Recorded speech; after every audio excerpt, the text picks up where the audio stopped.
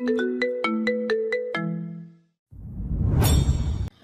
কথাটা বলতে যতক্ষণ তার পরক্ষণেই ঝড়ের গতিতে ওকে পুনরায় কাছে টেনে নিল কৃতিক। দিন শেষে আরও একবার অরুকেই সহ্য করতে হলো এই বেপরোয়া খামখেয়ালি লোকটার উন্মাদনায় মত্ত মাত্রাতিরিক্ত ভালোবাসাময় এক দিশেহারা ঝড় তুফানের রাত, যা ওর নিকট চিরস্মরণীয়। বেলা বেজেছে অনেক, তবে চারিদিকে চোখ বোলালে মনে হচ্ছে মাত্রই ভোর হলো। মেঘের চাদরে ঢেকে আছে প্রকৃতি, বৃষ্টি হচ্ছে দফায় দফায়। তার মাঝেই বাইকার জ্যাকেট আর লেদার প্যান্ট পরে ফ্রন্ট ইয়ার্ডে দাঁড়িয়ে দূরবীনের সাহায্যে কাঞ্চনজঙ্ঘা পাহাড় দেখার চেষ্টা করছে কৃতিক। অরুর মাত্রই ঘুম ভেঙেছে। পরনে এখনও কৃতিকের হুডি, সেভাবেই একজোড়া হ্যালো কিটি পায়ে জড়িয়ে কটেজ থেকে বের হয়ে এলো ও। ফ্রন্ট ইয়ার্ডে কৃতিককে দেখতে পেয়ে চোখ ডলতে ডলতে কৃতিকের পাশ ঘেঁষেই দাঁড়িয়ে পড়ে অরু। অরুর আগমন টের পেয়ে দূরবীন থেকে চোখ সরিয়ে ওর কপালে শক্ত করে চুমু খেলো কৃতিক। অতঃপর মাথায় হাত বুলিয়ে বলল, গুড মর্নিং বেবি। আদুরে বিড়াল ছানার মতো দুই হাতে কৃতিককে শক্ত করে আগলে ধরে আহ্লাদি গলায় অরু বলল, গুড মর্নিং। কিন্তু কোথায় যাচ্ছেন? রাইডিংয়ে। কৃতিকের কথায় অরু হকচকে উঠল। ঘুমের ঘোর কেটে গেল তৎক্ষণাৎ। শটান হয়ে দাঁড়িয়ে উদ্বিগ্ন গলায় অরু বলল, আরে পাগল আপনি! এই বর্ষায় কেউ রাইডিংয়ে যায়? ওর কথায় কৃতিক ফিচেল হেসে জানালো, পাহাড়ি রাস্তায় বৃষ্টির মাঝে রাইডিংয়ের থেকে অ্যাডভেঞ্চারাস আর কি হতে পারে? অরু ঠোঁট উল্টে বলল, তাহলে আমিও যাব। কৃতিক তৎক্ষণাৎ অরুর কথায় ঘোর আপত্তি জানিয়ে বলল, নো ওয়ে, তুই এখানেই থাকবি। কেন? আমি গেলে সমস্যাটা কি? কৃতিক দূরবীনের নজর দিয়ে বলল, রাস্তাঘাট পিচ্ছিল, তার উপর একটু পরপর বৃষ্টি হচ্ছে, এখন তোকে নেওয়া যাবে না। অরু রুদ্ধ আওয়াজে বলে উঠল, তার মানে আপনি বলতে চাইছেন রাস্তায় রিস্ক আছে, তাই তো? সেটা কখন বললাম? এই যে এখন। কৃতিক ভেতর থেকে দীর্ঘশ্বাস ছেড়ে বলল, আমি তেমন কিছু। তাহলে আমাকে নিয়ে যান, আমিও আপনার সাথে রাইডিংয়ে যেতে চাই। কৃতিকের কথায় মাঝেই চট করে কথাটা বলে ওঠে অরু। কৃতিক ওকে চোখ পাকিয়ে কিছুটা গম্ভীর গলায় বলল, জিদ করছিস কেন? বলছি তো নেব না। সারা রাত ভর এত ভালোবাসা দেওয়ার পরে সকাল সকাল কৃতিকের এতটুকু শক্ত কথাও বেশ গায়ে লাগলো অরুর। অরু হলফ করে বলতে পারে রাতের কৃতিক আর এখনকার কৃতিকের মাঝে আকাশ পাতাল ব্যবধান। কেন যেন না চাইতে অভিমানী অশ্রু জলে টলটল করে উঠলো ওর দু চোখ। অরুর চোখে পানি ব্যাপারটা বোধগম্য হতে কৃতিক দ্রুত হাসতে ওকে বুকে টেনে নিয়ে বলল, খাচ্ছিস কেন? এখনো শরীর খারাপ লাগছে? পেন কিলার নিয়েছিলে? অরু ফোপিয়ে উঠে বলল, আমাকে নিয়ে যান প্লিজ, আমিও আপনার সাথে যেতে চাই। অরুর অসহায় আবদারের কাছে চরমভাবে হেরে গিয়ে একটা তপ্ত অপারক নিঃশ্বাস ছাড়ল কৃতিক। অতঃপর ওর মাথায় হাত বুলিয়ে বলল, ঠিক আছে, নিয়ে যাব। তবে আমার মতো leather suit, gloves, safety pad সব কিছু পড়তে হবে। বল রাজে। কৃতিকের কথার পাছে অরু মুচকি হেসে জোরে জোরে মাথা ঝাঁকালো। বাইরে মুষলধারায় বৃষ্টি হচ্ছে, তার মধ্যেই পাহাড়ি রাস্তা ধরে শিটংয়ের দিকে সাঁই সাঁই করে এগিয়ে যাচ্ছে বাইকটা। কৃতিক খুব সাবধানে স্পিডোমিটারের গতি কমিয়ে বাইক রাইড করছে, যা অরুর কাছে প্রচণ্ড বোরিং লাগছে। বাইকে বসে ঠেলাগাড়ি ফিল নিতে নিতে এক পর্যায়ে বিরক্ত হয়ে অরু কৃতিকের দিকে ঝুঁকে গিয়ে বলল, এত আস্তে চলছে কেন বাইকটা? আপনি না রাইডার? এই আপনার রাইডার, আবার আমাকে দিয়ে সেফটি প্যাডও পরিয়েছেন। অরুর কথায় কৃতিক কপট হেসে বলল, তোর যে ফার্স্ট রাইডিং পছন্দ সেটা আগে বলিস না কেন? আমি আরো ভাবলাম ছোট মানুষ। কৃতিকের কথায় আগামাথা না বুঝে অরু ভ্রুকুটি করে বলল, আপনি কি বলতে চাইছেন? কিছু না, ধরে বস। কৃতিকের কথা মতো অরু ওর কাঁধে রাখা নিজ হাতের বাঁধনটা জোরালো করতে স্পিডোমিটারের গতি দ্বিগুণ বাড়িয়ে ফেলল কৃতিক। সচকিত চোখে রাইড করতে করতে সামনের লুকিং গ্লাসে তাকিয়ে অরুকে শুধালো। Are you okay? ওর প্রশ্নের জবাবে অরু হ্যাঁ সূচক মাথা নাড়ালে সঙ্গে সঙ্গে স্পিডোমিটারের গতি আরও বাড়িয়ে দিল কৃতিক। এবার অরু আর তাল সামলাতে না পেরে আচমকা পড়ে গেল কৃতিকের পিঠের ওপর। কৃতিক একইভাবে লুকিং গ্লাসে তাকিয়ে হেলমেট পরিহিত অরুকে বলল, এভাবে নয়, শক্ত করে জড়িয়ে ধর। অরু ধরল। এরপর আর কোনো কথা নয়, দুজনেই চুপচাপ একটা লং রাইডিং উপভোগ করতে লাগলো পুরোটা সময় ধরে। এতক্ষণ একইভাবে বসে থাকায় অরুর বেশ সাহস বেড়েছে। ও হুটহাট করে দুই হাত মেলে দিচ্ছে মুক্ত নীড়হারা পাখির ন্যায়। অরুকে চুপচাপ রাইডিং উপভোগ করতে দেখে কৃতিক ডেকে বলল, baby, how is it? Aru মুক্ত বাতাসে দুই হাত মেলে দিয়ে চোখ বন্ধ করে প্রশান্তির নিঃশ্বাস ছেড়ে বলল, দারুণ। আমাকে এভাবে প্রশান্তির সাগরে ভাসিয়ে দেওয়ার জন্য হলো আপনার আয়ু পারুক। আমার সব আয়ু আপনার হোক। অরু কথাটা বলার সঙ্গে সঙ্গে বাইকের ব্রেক কষল কৃতিক। হঠাৎ এইভাবে ব্রেক কষায় অরু কিছুটা ঘাবড়ে গেল। ও ভাবছে কোন কথায় আবার চটে গেল কৃতিক, তাই একটু ইতস্তত গলায় বলল, কি হয়েছে? কিন্তু না, অরুর ভাবনার সঙ্গে বাস্তবের কোনো মিল হলো না। আজ বোধহয় কৃতিক পণ করে নিয়েছে কোনো কিছুতেই রাখবে না সে, তাই সেই মোতাবেক অরুকে আঙুলের ইশারা দিয়ে একটা স্থানীয় টং দোকান দেখিয়ে বলল, বেবি, চা খাবি? আমি খেতে পারি, কিন্তু আপনি তো সচরাচর চা খান না। অরুর কথায় কৃতিক ওর কপালে আঙুলের টোকা দিয়ে বলল, তোর জন্য সব খেতে পারি আমি, ইভেন ডাস্টবিনে ফেলে দেওয়া খাবারও। কৃতিকের কথাটা চট করেই অরুর কাছে পরিচিত শোনালো। কবে কোথায় এমন কিছু হয়েছে বিষয়টা নিয়ে ভাবতে কেউ বেশি দূরে এগোতে পারলো না ও। তার আগে কৃতিক টেনে টুনে নিয়ে গেল চায়ের দোকানে। চা পান করে নতুন উদ্যমে আবারও বাইক এগিয়ে যায় সইও গতিতে। দুপুরের দিকটা বৃষ্টিটা একটু থেমে গেলেও এখন বিকেল বাড়ার সাথে সাথে পুনরায় বৃষ্টির গতিবেগ বেড়েছে। অরুর তাতে কোনো ধরনের মাথা ব্যথা না থাকলেও কৃতিক কিছুটা চিন্তিত, পাছে না আমার ঠান্ডা লেগে যায় দুজনারই। কৃতিক চুপচাপ রাইড করছে দেখে অরু পেছন থেকে ওর গলা জড়িয়ে ধরে শুধালো। আর কত দূর? কৃতিক ওর প্রশ্নের জবাব না দিয়ে বলল, এভাবে কাছে এসছিস কেন? কন্ট্রোল হারিয়ে ফেলবো তো, তারপর যখন তখন অ্যাক্সিডেন্ট। অরু এইদিক ওদিক মাথা নাড়িয়ে কৃতিকের কথায় ঘোর আপত্তি জানিয়ে বলল, মোটেই না, আপনি খুব ভালো রাইড করেন।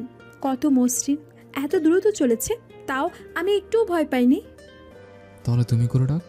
কৃতিকের কথায় ওরু ফিক করে হেসে বলল, আপনার তুমিতে এত দুর্বলতা কেন বলুন তো? কৃতিক বেখেয়ালে বলল, জানি না, তোর মুখে তুমি ডাক শুনতে ভালো লাগে। মনে হয় দুনিয়াতে আমারও আপন কেউ আছে, আমি তার প্রয়োজন নই, কেবলই প্রিয়জন। তুমি। কৃতিকের কথা শেষ হতে না হতেই রিনরিনে আওয়াজ ভেসে এলো অরুর দিক থেকে। কৃতিক দু চোখ বন্ধ করে প্রশান্তির নিঃশ্বাস ছেড়ে হাসকি স্বরে বলল, আবার বল। অরু কৃতিকের গলাটা আরও শক্ত করে জড়িয়ে ধরে ফিসফিসিয়ে বলল, তুমি তুমি তুমি তুমি, শুধু তোমার জেকে। অরুণ মুখে এতবার তুমি ডাক শুনে পুলকিত কৃতিক, তাই ও ঘাড়টা সামান্য ঘুরিয়ে অরুকে কিছু বলতে যাবে তার আগেই কিছু একটা নজরে আসতে আকস্মাৎ চোখ দুটো বড় বড় হয়ে গেল অরুণ। ও দেখলো বৃষ্টির মাঝে ফাঁকা রাস্তা পেয়ে হুট করেই কোথা থেকে যেন রং সাইড দিয়ে একটা কাভার্ড ভ্যান ঢুকে পড়েছে মাঝ রাস্তায়, যার দূরত্ব ওদের থেকে মাত্র কয়েক সেন্টিমিটার বা তারও কম। অরুর চোখ বড় বড় হয়ে গিয়েছে। কৃতিক সামান্য ঘাড় ঘুরিয়ে হেলমেটের ওপর থেকে অরুর গালে আলতো চুমু খেলো। তৎক্ষণাৎ চেঁচিয়ে উঠল অরু। দেখে অরুর কথায় কৃতিক আচমকা সামনে তাকিয়ে শরীরের সর্বশক্তি প্রয়োগ করে হার্ট ব্রেক কষল, কিন্তু তার আগেই পিছলে রাস্তা আর কাভার্ড ভ্যানের ধাক্কা মিলেমিশে বিশালদেহী বাইকটা দুটো মানুষ সহই ছিটকে পড়ল পাহাড়ি রাস্তার খাদে। চোখের সামনে প্লাস্টিকের খেলার মতো একটা বাইক ছিটকে পড়েছে দেখা মাত্রই কাভার্ড ভ্যানটা দ্রুত গতিতে প্রস্থান করল সেখান থেকে। তার পরবর্তী মুহূর্তটা একদম শুনশান নীরব, যেন আশেপাশে কিছুই ঘটেনি। লোকালয় ছাপিয়ে এই জায়গাটা বেশ অনেকটা দূরে অবস্থিত, তাও পাহাড়ের ঢাল বৃষ্টি হওয়ার দরুন মানুষ তো দূরে থাক, একটা কাক পক্ষীও নেই আশেপাশে। রাস্তা দিয়ে তখনও সরোবরের ন্যায় কলকলিয়ে বয়ে যাচ্ছে জলের ধারা। সেই জলের ছাঁট চোখে মুখে আছড়ে পড়তেই কেঁপে উঠল কৃতিক। শক্ত পাথর খণ্ডে লেগে ওর হেলমেটটা দুভাগ হয়ে গিয়েছে। ওরও তখনও কৃতিকের বুকের মাঝে চেতনাহীন হয়ে পড়ে আছে। কিভাবে যেন বাইকটা হাত থেকে ছুটে গেল। অরুকে শক্ত করে বুকে চেপে ধরেছিল কৃতিক, যার দরুন অরুর হেলমেটটা এখনও অক্ষত। নিভু নিভু চোখে এক ঝলক অরুকে দেখল কৃতিক। না, ওর হেলমেট ঠিকই আছে, নিজেরটা আদৌ ঠিক আছে কিনা তা দেখার মতো সুযোগ হলো না কৃতিকের, কারণ ওর মাথাটা শক্ত জড়বস্তুর মতোই ভার হয়ে আছে। সেই সাথে চুলগুলো আঠালো মনে হচ্ছে, চোখ দুটো ঝাপসা, পুরো দুনিয়া ওলট পালট দেখাচ্ছে। সেই ঝাপসা চোখে কৃতিকের চোখ গেল এক কোণে উল্টে পড়ে থাকা বাইকটার দিকে। ও নিজের রক্তাক্ত হাতে বুক পকেট থেকে দেশলাই বের করে কিভাবে যেন দেশলাইটা জ্বালিয়ে ছুঁড়ে মারলো বাইকটার দিকে। সঙ্গে সঙ্গে মাথা সমান অগ্নিশিখা ছড়িয়ে দাও দাও করে জ্বলে উঠল বাইকটা। বহুক্ষণের প্রচেষ্টায় একটুখানি উঠে বসলো কৃতিক, অতপর খুব করে চেষ্টা চালালো অরুকে নিজের সর্বশক্তি দিয়ে কোলে নেওয়ার, কিন্তু পারল না। উঠে দাঁড়ানোর আগেই হাঁটু ভেঙে থপ করে বসে পড়ল চুনো পাথরের ওপর। নাক দিয়ে অনর্গল রক্ত ঝরছে, আজকে একটু বেশিই ঝরছে, কিন্তু কানের কাছে এখান থেকেও কি যেন চুইয়ে চুইয়ে পড়ছে। কৃতিক আস্তে করে হাত দিল সেখানটায়, তারপর ভেজা হাতটা এনে ধরল নিভু নিভু চোখের সামনে। ধরতেই আবছা আবছা দেখতে পেল ওর কান ভেয়ে ঘন কালচে রক্ত গড়িয়ে পড়ছে। রক্তটা স্বাভাবিক নয়। কৃতিক তা দেখে একটু তাচ্ছিল্য করে হাসলো, যেন কিছুই হয়নি। ব্যাস এটুকুই। এরপর পুরো রঙিন পৃথিবীটা কৃতিকের চোখের সামনে ধীরে ধীরে কালচে হয়ে এলো। হাত পাগুলো কাঁপতে কাঁপতে চোখের সামনে আকস্মাত আঁধারে তলিয়ে গেল পুরো ধরনী। কৃতিক আস্তে করে পড়ে রইল চেতনাহীন অরুর পাশে। একটু আগের খুনসুটি, অরুর গায়ের ঘ্রাণ, অরুর খিলখিল হাসির আওয়াজ, তার সবশেষে দু ঠোঁট নাড়িয়ে অস্পষ্ট ফ্যাঁস ফ্যাঁসা আওয়াজ। Maybe I couldn't protect you, but I love you, heartbeat. এরপর কয়েক মিনিট নীরবতা, পরক্ষণেই আবারও একটু ঠোঁট নাড়ালো Kritik. I love you a lot. আমার সব আয়ু তোর হোক। আমি না হয় তোর মধ্যেই বাঁচবো, অবশেষে আমি তুই মিলেমিশে একাকার হয়ে যাব। আর বাধা নেই। দেশের নামি দামি ব্র্যান্ডেড বাইকটা তখন দাও দাও করে জ্বলছিল এক কোণে। এটাই বোধহয় অরুকে কষ্ট দেওয়ার জন্য অপারক জায়ান কৃতিকের তীব্র রাগের বহিঃপ্রকাশ ছিল। সুন্দর বাসন্তিক সকাল, ঝকঝকে নীল আকাশ, সেথায় পেঁচা তুলোর মতন ভেসে বেড়াচ্ছে শুভ্র মেঘেদের ভেলা। চোখের সামনে উত্তাল সমুদ্র। তবে সমুদ্র তটে যেতে হলে পাড়ি দিতে হবে এক বিস্তৃত চেরি ব্লসমের বাগান। এখানকার চেরি ব্লসমগুলো সমসাময়িকের থেকে বেশ আলাদা। ফুলের ভারে নুইয়ে পড়া গাছের থোকায় থোকায় গাঢ় গোলাপি রঙা কোনো ফুল নেই। এখানকার ফুলগুলো গোলাপির বদলে গাঢ় বেগুনি রঙের, পার্পল চেরি ব্লসম বলে চলে। ঝরে পড়া বেগুনি রঙা ফুলগুলো পায়ে মারিয়ে সমুদ্র তটের দিকে এগিয়ে যেতে যেতে চারিদিকে নিজের বিস্মিত চোখজোড়া বোলালো অরু। হুট করে এমন বেগুনি ফুলের রাজ্যে প্রবেশ করে ওর চোখের মণি দুটো চলচল করে উঠল মুহূর্তেই। হেভেনের মতো এত সুন্দর একটা জায়গায় পা রাখতে পেরে ওরও কিছুটা আবেগাপ্লুতও বটে। বিস্ময় আর আনন্দ উদ্দীপনার চরমে পৌঁছে সুন্দর বেগুনি ফুলে ভর্তি গাছগুলোর চারিদিকে ঘুরপাক খাচ্ছে ওরও ঘোরার সঙ্গে সঙ্গে ওর পরনে সফেদ রঙা ফিনফিনে গাউনটা ঘুরছে। কি চমৎকার সেই দৃশ্য! এমতাবস্থায় পাশ থেকে গলা ছেড়ে ওরুকে ডেকে উঠল কেউ। Babe, look at this.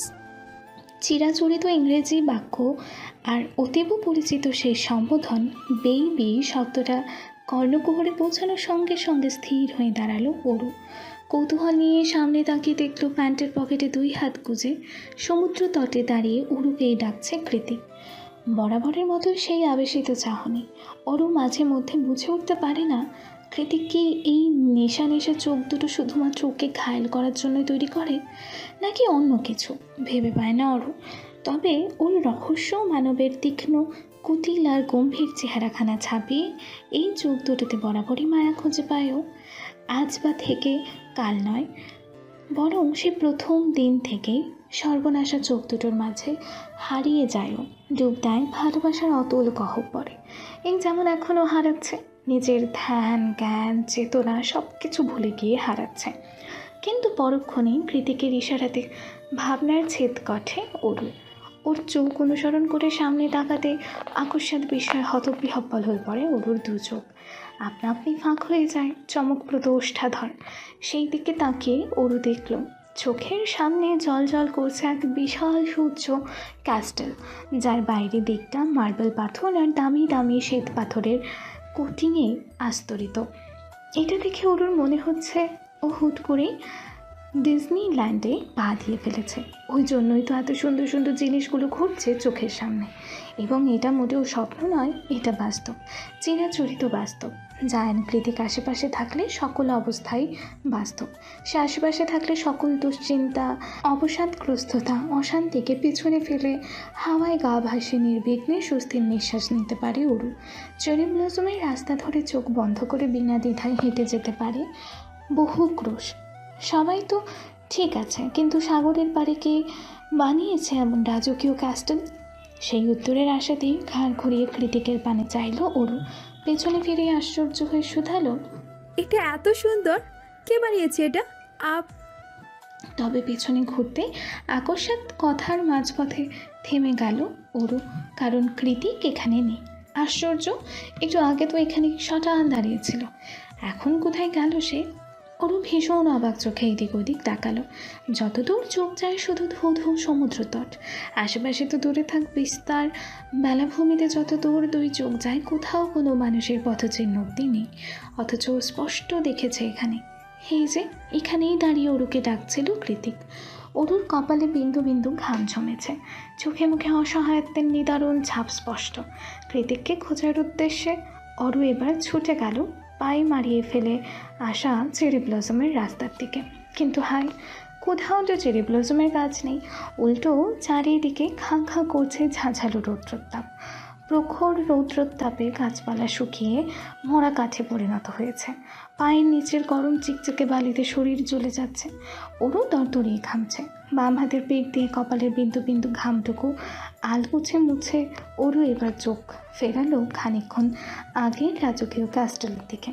হতেও পারে ক্যাস্টেলের মধ্যে কৃতিক আছে, কিন্তু এইবার আরও বিশাল বড় ঝাটকা খেলো ওরও। কোথায় ক্যাস্টেল, কোথায় কি? চারিদিকে শুধু ঝাঁঝার উদ্ধর। চোখের সামনে সাজানো গোছানো ডিজনিল্যান্ডটা হুট করে কেমন উধাও হয়ে গেল। সৌন্দর্য আর প্রাচুর্যে ঘেরা সুবিশাল সমুদ্র তটটা চোখের পলকে পরিণত হয়েছে ভয়াবহ মরুভূমিতে। মস্তিষ্কটা পুরোপুরি ফাঁকা। যার হাত ধরে এত দূর এগিয়ে আসা, সেও মাঝপথে হাত ছেড়ে কোথায় যেন উধাও হয়ে গেল। এখন কি করে সামনে এগোবে ওরু? এই ভয়ঙ্কর নির্জন মরুভূমি ছাপিয়ে কী করেই বা লোকালয়ের সন্ধান পাবে ও? অরু মাথাটা যখন হাজারো দুশ্চিন্তায় ফেটে যাচ্ছিল, তখনই সুদূর সমুদ্রপৃষ্ঠ থেকে পাল তোলা জাহাজ নিয়ে হৈ হৈ করে এগিয়ে আসে এক ঝাঁক জলদস্যুর দল। কি বিশ্রী তাদের মুখের হাসি! তাদের সেই নোংরা হাসির আওয়াজে থরথরিয়ে কেঁপে ওঠে ওরু। মুখের মাঝের অবশিষ্ট তরল পদার্থটুকু হারিয়ে যায় মুহূর্তে। জাহাজে নোংর ফেলে ওরুর দিকেই এগিয়ে আসছে লোকগুলো। ওরু ভয়ে দ্বিধাগ্রস্ত হয়ে গলা ছাড়া চিৎকার দিয়ে উঠল এইবার। জায়ান কৃতিক, কোথায় আপনি? ভয় করছে আমার। জায়ান কৃতিক মানুষটা ওরুর কাছে সুপার হিরোর মতোই। সে আশেপাশে থাকলে ভয়, ডর, বিপদ, বাধা কোনো কিছুই ছুঁতে পারে না ওরুকে। এই দীর্ঘদেহী কালো পোশাকধারী পৈশাচিক পায়োরিস্টগুলো ছুঁতে পারবে না, এটা ওরুর দৃঢ় বিশ্বাস। কিন্তু কৃতিক তো নেই এখানে, কোথাও নেই। অরুকে বাঁচানোর জন্য কৃতিক আজ নেই। ব্যাপারটা বোধগম্য হতে শরীরের সর্বশক্তি দিয়ে উল্টো পথে ছুট লাগালো অরু। শরীরের শক্তি ক্ষীণ, তবু বাঁচার লড়াইয়ে জিততেই হবে। কৃতিক তো বরাবর এটাই শিখিয়েছিল ওকে। কিন্তু অরু পারছে না। ওর হৃদয়টা ভেঙে টুকরো টুকরো হয়ে গিয়েছে। ভাঙা হৃদয় কতক্ষণই বা এভাবে শক্তি সঞ্চার করবেও? এর চেয়ে তো মরে যাওয়াই ভালো। জলদস্যুগুলো কিছুতেই পিছু ছাড়ছে না। অরু হাল ছেড়ে ছোটার গতি কমিয়ে দিয়েছে। জলদস্যুরা এখনই ধরে ফেলবে ওকে। ওদের লকলকে চাহনি আর ভয়ানক অগ্নিমূর্তি দেখে গা ঘিন ঘিন করছে অরুর। অগত্যায় অরু থেমে গিয়েও নতুন উদ্যমে ছুটছে, আস্তে হলেও ছুটছে। কিন্তু শেষমেশ পাইরেটসগুলো যখন হুমড়ি খেয়ে ছুটে এসে ওর বস্ত্র অবধি হাত ছোয়ালো, সঙ্গে সঙ্গে পা পিছলে চোরাবালির অতল গহ্বরে হারিয়ে যেতে লাগলো অরু। যে গহ্বর ব্ল্যাক হোলের থেকেও বেশি অন্ধকার আর বর্বর। তবুও অরু হাসলো। এক চিলতে ব্যথাতুর হাসি খেলে গেল ওর ঠোঁটের ভাঁজে।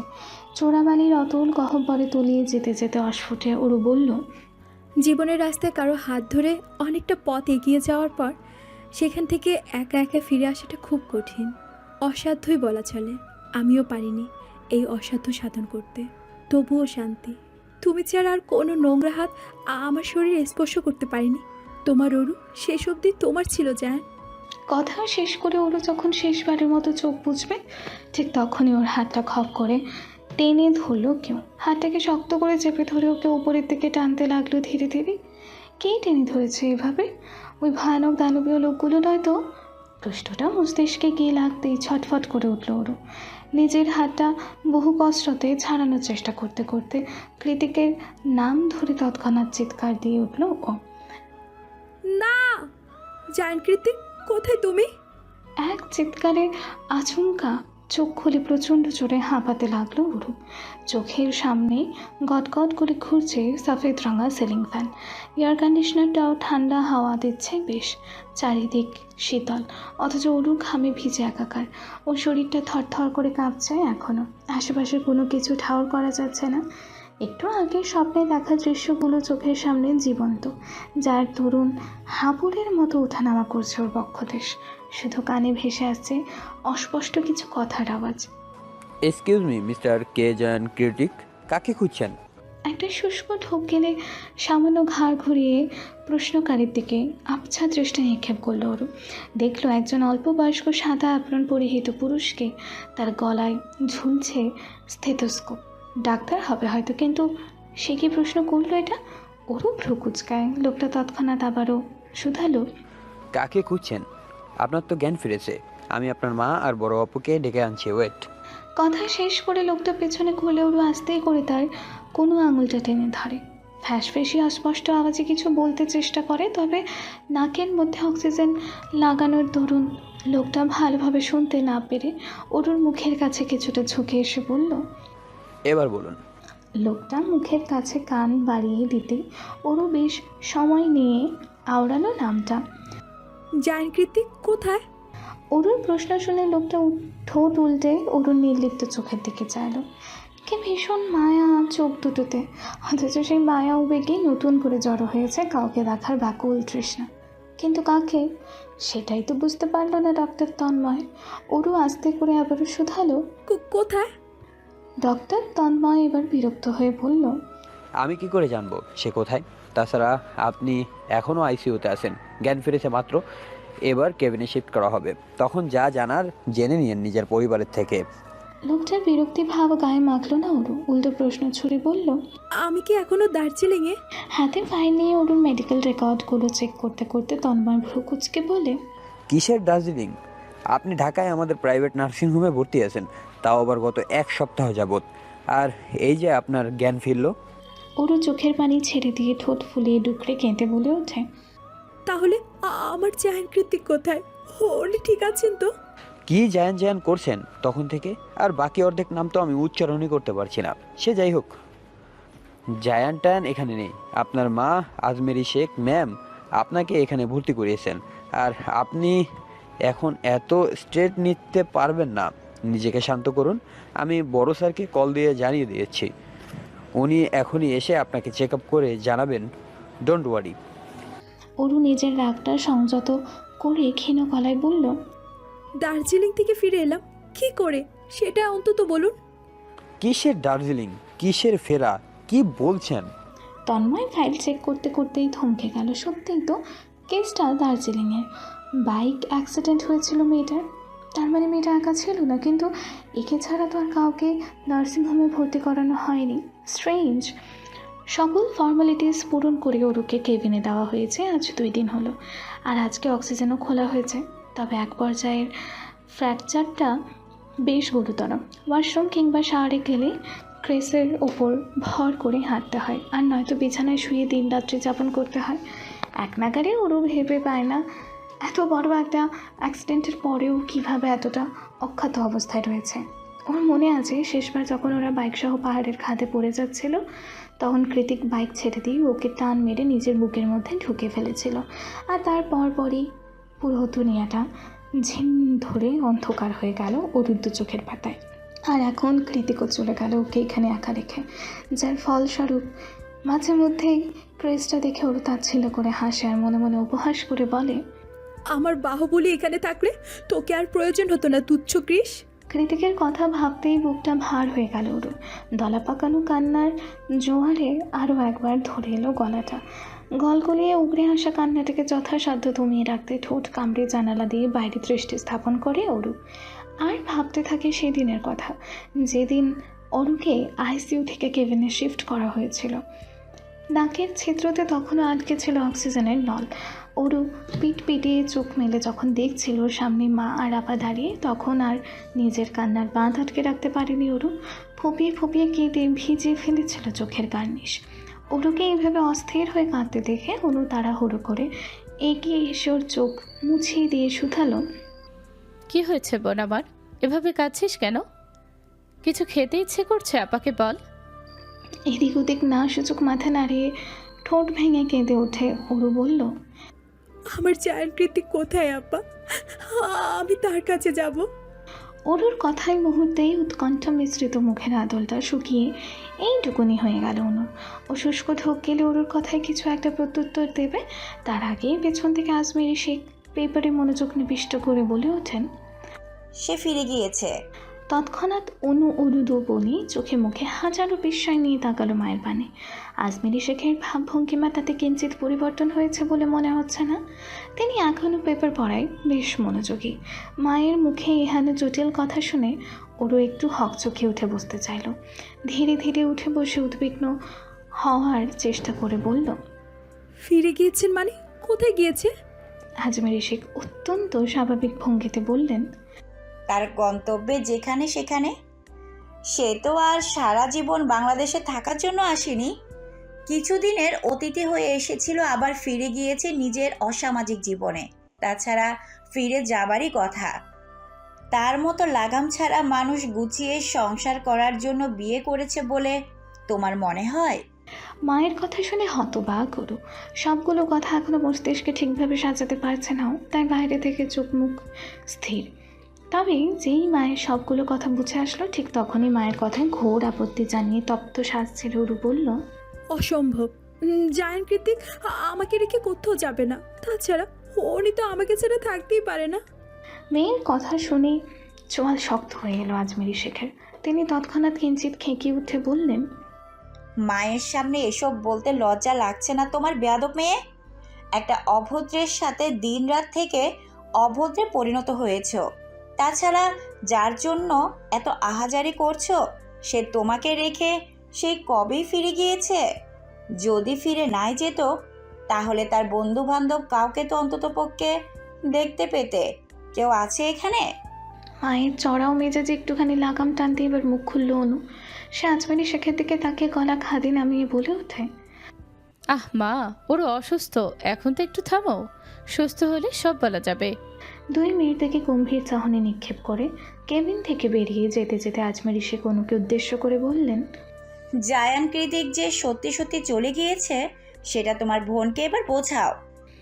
মা বেরিয়ে যেতেই উরু অনুর হাতটা শক্ত করে চেপে ধরে আস্তে আস্তে বলল, আপা সত্যি করে বল, উনি কি আসলে ফিরে গিয়েছে? আর কেউ না জানুক, তুই তো জানিস যে আমি ওনাকে কতটা ভালোবাসি। আমি জায়ান কৃতিকের কাছে যেতে চাই আপা, বল না উনি কোথায়? কথা বলতে বলতে আবারও কেঁদে উঠে ওরু। একটা দীর্ঘশ্বাসের সাহায্যে ভেতরের অস্থিরতাটাকে বের করে দিয়ে অনু ওরুকে আশ্বস্ত করে বলে, হ্যাঁ ওরও, কৃতিক ভাইয়া ওনার বন্ধুরা সবাই ফিরে গিয়েছে। আমাকে রেখে?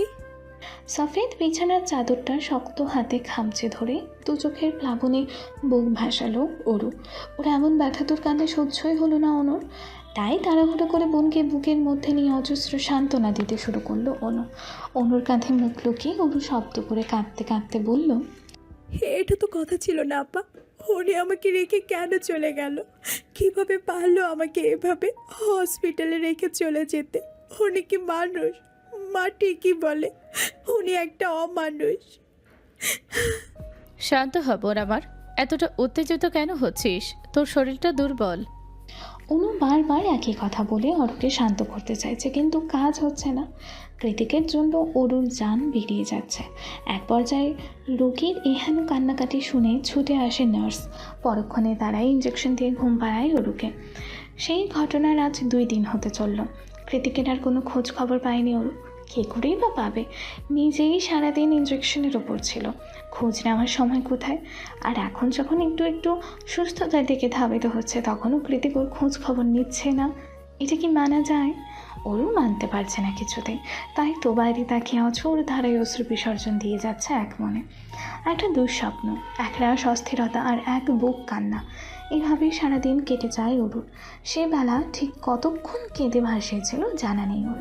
চোখ মুখ ফুলে ঢোল হয়ে গিয়েছে, সুন্দর ফিনফিনে ঠোঁটগুলো ফুলে কমলার কোষের মতো হয়ে আছে। সেখানটায় এখনও কৃতিকের দেওয়া গভীর ভালোবাসার ক্ষতগুলো সুস্পষ্ট, অথচ কৃতিক কোথাও নেই। দার্জিলিংয়ের পাহাড়ি বাঁকে হারিয়ে যাওয়া সুন্দর দিনগুলোর কথা ভাবতে ভাবতে ওরু যখন ঘুমিয়েই যাচ্ছিল ঠিক তখনই কেবিনের দরজা ঠেলে ভেতরে প্রবেশ করে অনু। ওর হাতে কিছু খাবারের বক্স।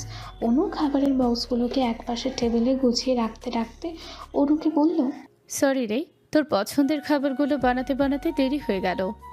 আপা প্রত্যয় ভাইয়া কই রে? ওরুর প্রশ্ন শুনে অনু একটু দোনমনো করে বলে ওঠে, হঠাৎ প্রত্যয়ের খোঁজ করছিস রে? ওরু শোয়া থেকে উঠে আধা শোয়া হয়ে বসে পড়ল। অতঃপর খুব শান্ত স্বরে বলল, জায়ান কৃতিক মঙ্গল গ্রহে থাকলে প্রত্যয় ভাইও সেখানেই আছে, সেটা আমি ভালো করেই জানি।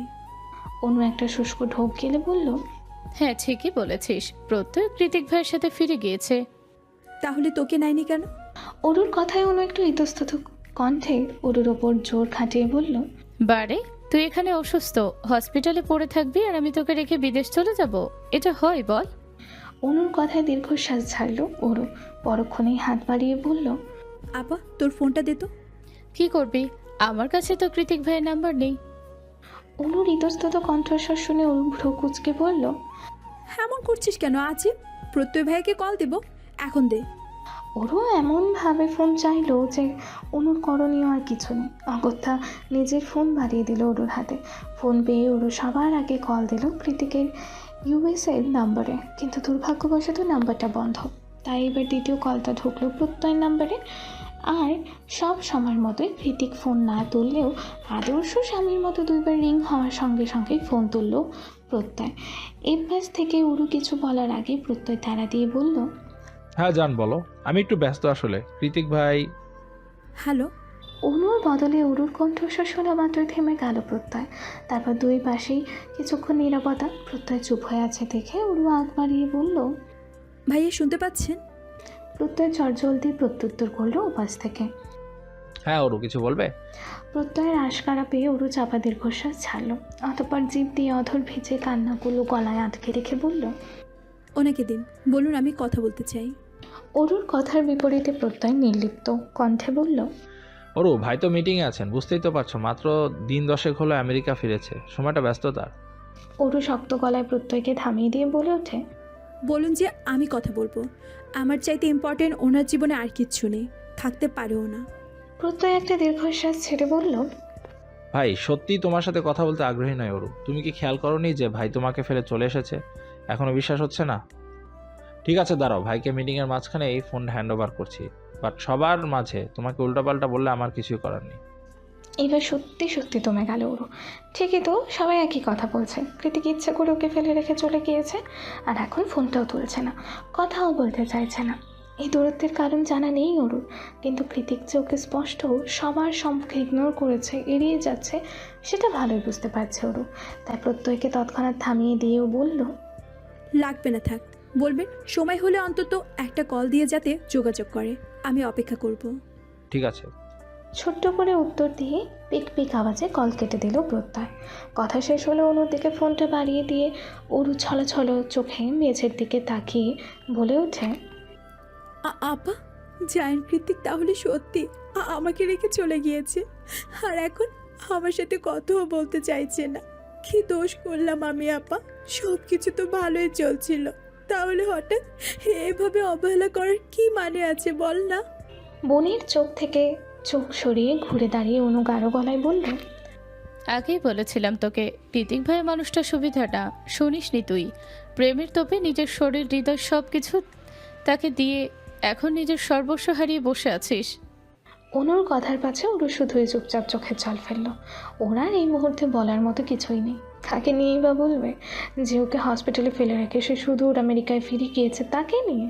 সেটা কি আদৌ শোভা পায়? না, পায় না, মোটেও পায় না। তীব্র অভিমান আর বিচ্ছেদের যন্ত্রণায় ওরুর কলিজা ধরে আছে। এই মুহূর্তে ওই পাষাণ, হৃদয়হীন, অভদ্র লোকটাকে নিয়ে আর একটা কথাও নয়। বেলা বেজেছে অনেক, তবে আজ রোদ ওঠেনি। আকাশ ছেয়ে আছে কালো মেঘের চাদরে, তবু ব্যবসা গরম চারিদিকে। বাগান বিলাসের গাছগুলো শূন্য পড়ে আছে, কোনো রকম ফুল না ফোটায় কৃতিককুঞ্জের বিশাল গেটটাকেও কেমন ন্যাড়া ন্যাড়া লাগছে। কৃতিকের খালি পড়ে থাকা রুমের জানালা দিয়ে মহল থেকে মেন গেট অবধি স্পষ্ট দেখা যায়। আপাতত কৃতিকের শূন্য রুমের দোলনায় বসে হাঁটু ভাঁজ করে তাতে মাথা ঠেকিয়ে সেই ফুলবিহীন বাগান বিলাসগুলোই এক ধ্যানে পর্যবেক্ষণ করছে অরু। পরনে কৃতিকের শার্ট, তাতে লেগে আছে কৃতিকের গন্ধ। চোখ দুটো নির্ঘুম আর ক্লান্ত, মুখের আদলে বিষণ্ণতা আর ব্যথার ছড়াছড়ি। আজ প্রায় 1 মাস হয়ে গিয়েছে অরু হসপিটাল থেকে বাড়ি ফিরেছে, অথচ গত 1 মাস একটাও খবর পায়নি কৃতিকের। প্রথম প্রথম নিজের আত্মসম্মানের কথা খেয়ে পাগলের মতো কল করে গিয়েছে প্রত্যেকে, কিন্তু প্রত্যেকবারই কৃতিক ওর সাথে কথা বলতে অনিচ্ছা প্রকাশ করেছে। নানা ছোটই ফোন কল এড়িয়ে গিয়েছে। এভাবে যেতে যেতে এক পর্যায়ে অরু না চাইতেও যোগাযোগ করার চেষ্টাটা বন্ধ করে দিয়েছে পুরোপুরি। এর পরবর্তী দিনগুলো ছিল অরুর জন্য অত্যন্ত দুর্বিষহ আর চরম যন্ত্রণার। যে মানুষটা ওর খোঁজ নেয় না, কথা বলে না, জানতে চায় না ওর কেমন আছে, আদৌ বেঁচে আছে নাকি মরে গিয়েছে, তার জন্যই কত রাত যে ফ্লোরে গড়াগড়ি খেয়ে চিৎকার করে কেঁদেছে তা কেবল এই মহলের চার দেয়ালেই জানে। মাঝে মধ্যে অষ্টাদশের এমন ভালোবাসার কাতরতা চোখে সহ্য করা যেত না। ওর হৃদয় বিদারক চিৎকার আর আহাজারিতে না চাইতেও বাড়ির ভৃত্যদের চোখের কোটর ভিজতে উঠত। এমনও দিন গিয়েছে সারা রাতে ওয়াশরুম থেকেই বের হতো না ওরও। সারা রাত ওয়াশরুমের নিচে বসে ভিজতে ভিজতে সেখানেই টালমাটাল হয়ে ঘুমিয়ে যেত। অথচ ওর একই কষ্ট, এই অস্থিরতা, এই ব্যাকুলতা কৃতিকের অগোচরেই রয়ে গিয়েছে। প্রথম প্রথম লুটিয়ে পড়ে কেঁদে কুটে দুনিয়া ভাসালেও তারপরের কিছু দিন ইচ্ছে মতো ভাঙচুর করেছে ও। স্বামীর অবহেলায় জেদে দুঃখে অসহ্য যন্ত্রণায় ও যেন পাগল হয়ে যাচ্ছিল। হাতের কাছে যা পেয়েছে, একটু পান থেকে চুল খসলেই তাই ভেঙে চূর্ণ বিচূর্ণ করেছে। বাড়ির অর্ধেক জিনিস ভেঙে ফেলার পরেও কেউ টু শব্দটিও করেনি উরুর সাথে, কারণ যে ভেঙেছে সে কৃতিককুঞ্জের ছোট সাহেবের কলিজার টুকরো। এই বাড়ির আসল মালকিন, তাকে কিছু বলার সাথে কার? তাছাড়া কৃতিক গতবার এসে সব কিছু জোড়ায় জোড়ায় কিনে রেখে গিয়েছে, সুতরাং ওরও যেটাই ভাঙুক না কেন সেটার স্টোর রুমে রিপ্লেসমেন্ট এখনও সযত্নে রয়েছে। প্রথমে হৃদয় ভরা আবেগের জ্বর, এরপর তীব্র জিদের বহিঃপ্রকাশ, আর এখন কিছুদিন যাবৎ অরু একেবারে শান্ত। সারাদিনে মুখ ফুটে দুটো কথা বলে কিনা সন্দেহ। কথা বলে তো দূরে থাক, দুবেলা খাওয়া ছাড়া কৃতিকের রুম থেকেই বের হয় না ও। সারাক্ষণ কৃতিকের রুমের দরজা আটকে বসে হয়তো শুয়ে থাকে।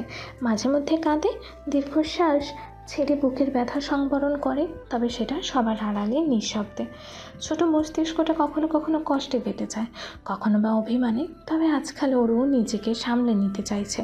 অরুর অযাচিত অভিমানী মন বলে যে মানুষটা অরুকে দেখতে চায় না, তার জন্য এতটা বিরহ মানায় না।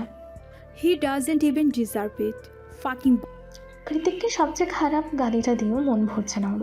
ইচ্ছে তো করছে সামনে পেলে খামচে খুমচে সুন্দর চেহারাটার স্ট্রাকচারই বদলে দিতে, কিন্তু কষ্ট থামার জন্য হলেও তো তাকে একবার চোখে দেখা দেখতে হয়। সেটাই তো দেখতে পারছে না ওরু। কৃতিক কেন বদলে গেল এভাবে? কোন অপরাধে শাস্তি স্বরূপ ওরকে বেঁচে থাকতে মৃত্যুদণ্ড প্রদান করা হলো? সে কারণ ভাবতে ভাবতে আরও এক দফা নিঃশব্দে টপ টপ চোখের জল ফেলল ওরু। পরক্ষণেই তা মুছে নিল হাতের পিঠ দিয়ে। ঠিক তখনই নিচতলা থেকে ভেসে এলো অনুর গলার আওয়াজ। ওরু, দুপুর গড়িয়ে বিকেল হয়ে গেল তো, খাবি না? বুক চুড়ে একটা দীর্ঘ নিঃশ্বাস বের করে সাড়া দিল ওরু। আসছি আপা। বিয়ের পরে অনুর এক মাথা দায়িত্ব বেড়েছে, বই কি কমেনি।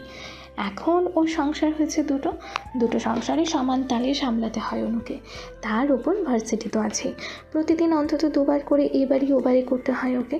এই বাড়িতে যেমন অসুস্থ মার ভগ্ন হৃদয়ের বোনটাকে সামলাতে হয়, তেমনি ও বাড়িতে দুজন মা বাবারও দেখভাল করতে হয়।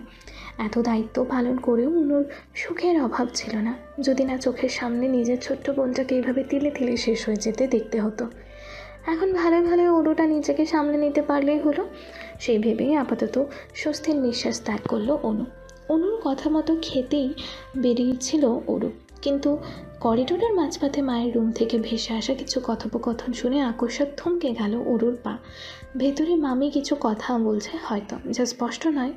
মামির কথাগুলো স্পষ্ট শোনার উদ্দেশ্যে এবার আরেকটু পিছিয়ে এসে দেয়াল ঘেঁষে দাঁড়ালো অরু। তৎক্ষণাৎ কানে এলো মাকে দেওয়া মামির কুটিল সলা পরামর্শ। ওরুকে এভাবে কতদিন রেখে দেবে? ওই ছেলে তো আর ফিরবে বলে মনে হচ্ছে না। না ফিরলে তোমারও লাভ।